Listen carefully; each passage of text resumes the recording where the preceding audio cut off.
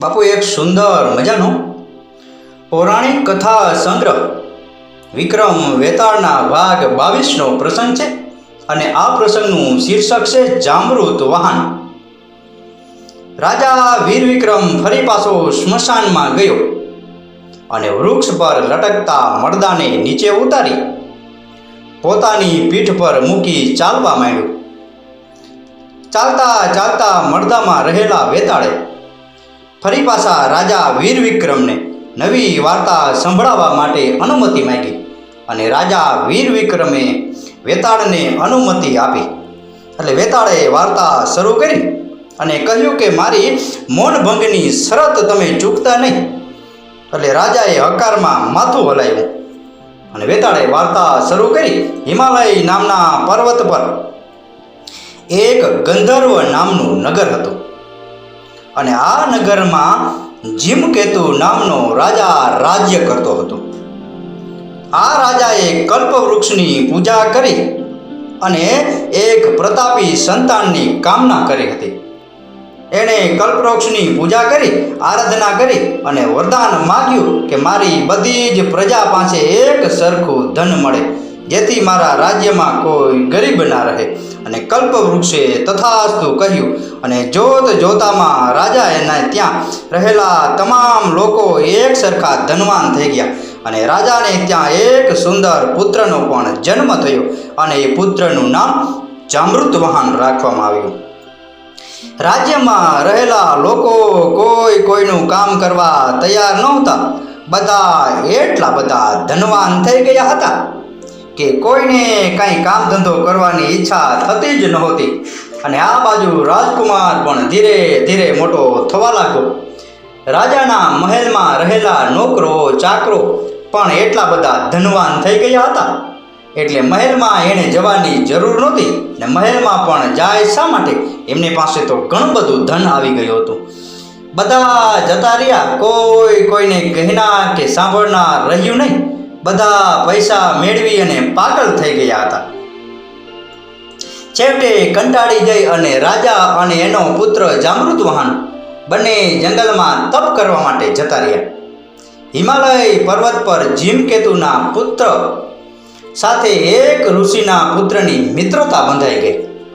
એક દિવસ રાજાનો પુત્ર અને ઋષિપુત્ર બંને ફરવા નીકળ્યા અને રસ્તામાં એક ભવાની માતાનું મોટું અને સુંદર મજાનું મંદિર આવ્યું.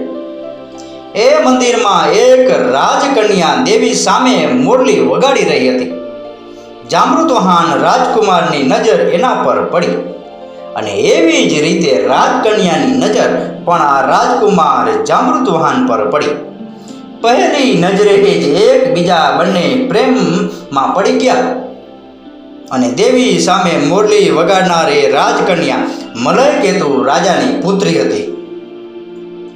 જ્યારે પોતાના મહેલે પાછી ફરી ત્યારે એકદમ ઉદાસ અને ચિંતિત રહેવા લાગી. એણે ખાવા પીવાનું પણ બંધ કરી દીધું હતું અને બસ ગુમસુમ બેસી રહેતી. અને આ જોઈ રાણીએ એને આમ કરવાનું કારણ પૂછ્યું. ત્યારે ખબર પડી કે હવે એ યુવાન થઈ ગઈ છે અને એક યુવાનના પ્રેમમાં પડી ચૂકી છે. રાણીએ તરત જ એ યુવાન વિશે તપાસ કરાવી અને તપાસ કરતા ખબર પડી કે એ યુવાન બીજો કોઈ નહીં પણ જીમકેતુ રાજાનો રાજકુમાર જામૃતવાહન છે.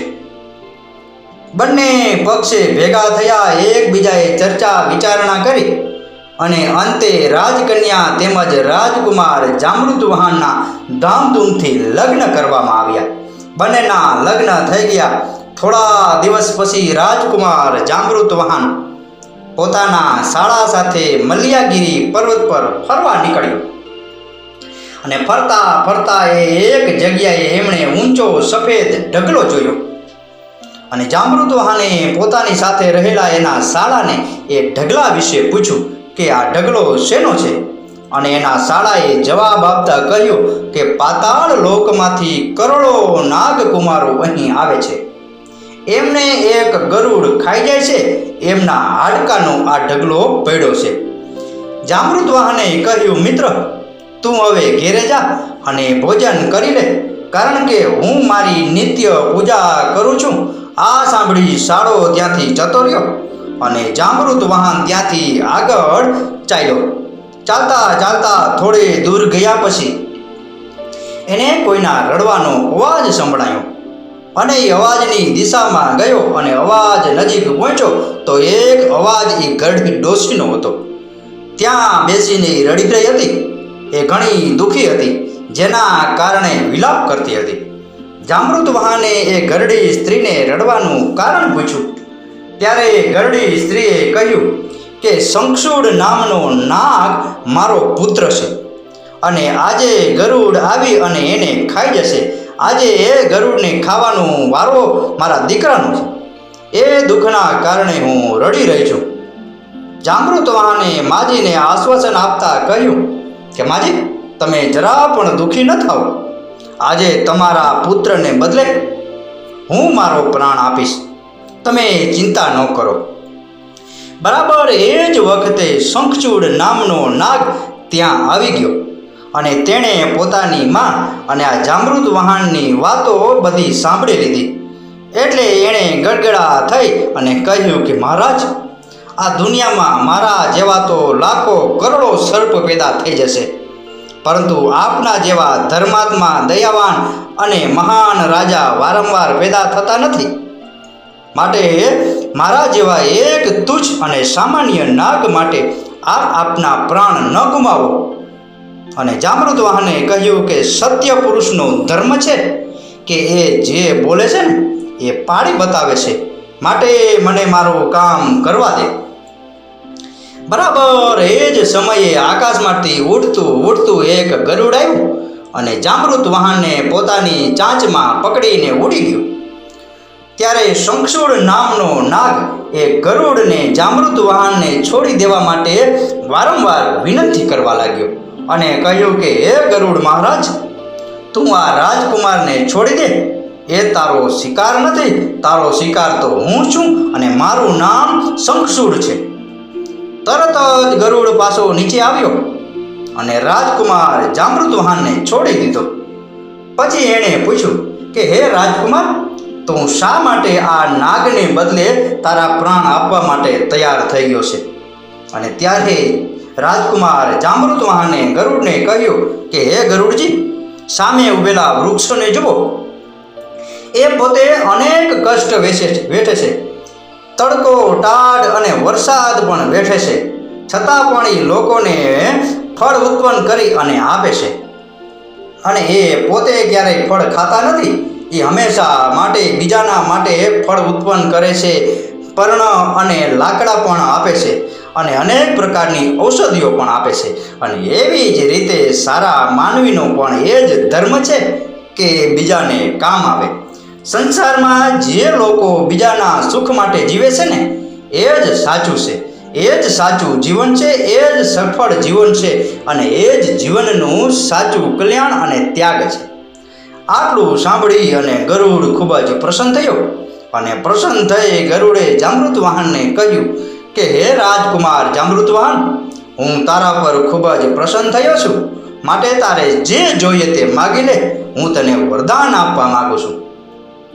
જામૃત વાહને કહ્યું કે ગરુડ મહારાજ, જો આપ ખરેખર મારા ઉપર પ્રસન્ન થયા હો તો આપે જેટલા પણ નાગ ખાઈ ગયા છો એ બધા નાગને જીવતા કરો અને હવેથી કોઈ પણ નાગને નહીં ખાવ એવું મને વચન અને વરદાન આપો.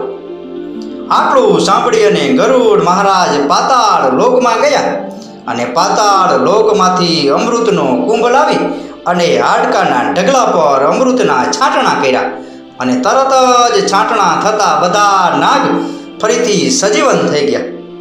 વરદાન આપી પોતાનું કામ પૂરું કરી ગરુડ રાજ ઉડી ગયા અને શંખચૂડ તેમજ અન્ય નાગ પણ પોતાના સ્થાને જતા રહ્યા. વેતાળે વાર્તા પૂરી કર્યા પછી કહ્યું કે રાજન, કોનું જ્ઞાન વધારે છે, શંખચૂડનું કે જામૃત વાહનનું? જો મારા સવાલનો જવાબ નહીં આપે તો તારા મસ્તકના ટુકડે ટુકડા થઈ જશે. એટલે રાજાએ મૌન ભંગ કરતા કહ્યું કે શંખચૂડનું જ્ઞાન વધારે છે. અને આટલું સાંભળતા જ મળદું હવામાં સડસડાટ ઉડવા માંડ્યું અને ફરી પાછું શમશાનમાં એ જ વૃક્ષ પર ઊંધા માથે લટકાઈ ગયું. બાપુ, આ હતો પૌરાણિક કથા સંગ્રહ વિક્રમ વેતાળના ભાગ 22ની વાર્તા જામૃત વાહનની વાર્તા. આ વાર્તા, આ કથા, આ પ્રસંગ પૂરેપૂરો સાંભળ્યો એ બદલ આપનો ખૂબ ખૂબ આભાર. આપનો દિવસ શુભ રહે. મહાદેવ હર.